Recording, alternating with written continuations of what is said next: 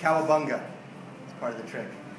These are my audiences, and we're going to talk today about imagination, okay? The power of imagination. So, to start, we're going to do a little demonstration. I'm going to draw a radio, okay? So, you'll see I'm a better magician than I am an artist.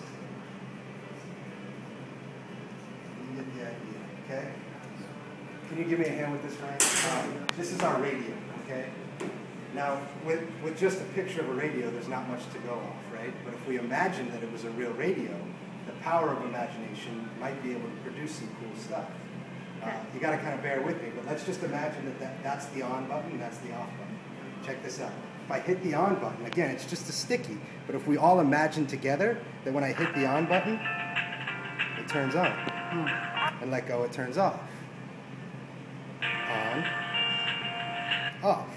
That's pretty imaginative, right? Ryan, go ahead, hit the on button, see what happens. Now hit the off button and see if it works. Nothing. Try the on.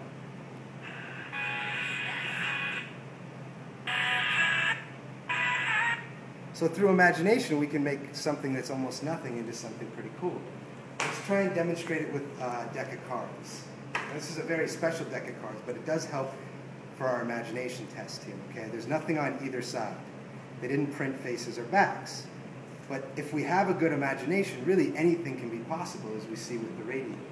If we imagine that one of these cards actually has a face on it, we can probably get a card to print a face. So let's all imagine together that this card has a face on it, okay? If we just really imagine and use the power of imagination, we can see that a card actually has a face on it. That's all of us imagining together that there's a face. Now, we didn't imagine a back, but we could probably do the same thing. Now, imagination, just like anything, if you stop imagining, it will go away. So we don't have a face or a back. But again, if we use imagination, we can get through just about anything. We can make it appear that there's a face on a card.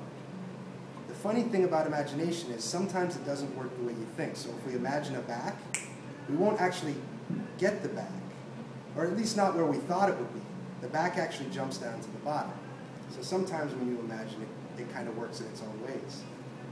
But again, if you stop imagining and give it too long to kind of sink in, it'll wipe away.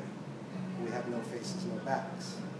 The beauty of imagination, it's not just producing a radio, say, from a deck of cards, but you can produce a whole deck of cards from nothing. So there's one, there's two, there's three, and not just the faces. But if we really use our imagination, we can get the faces and the backs of every single card. So through the power of imagination, we can take something that's not there and make it there. We can take a problem and solve it. But just like anything, if you stop thinking outside of the box and stop imagining, you go right back to a blank slate where you have no faces, no backs. So keep imagining.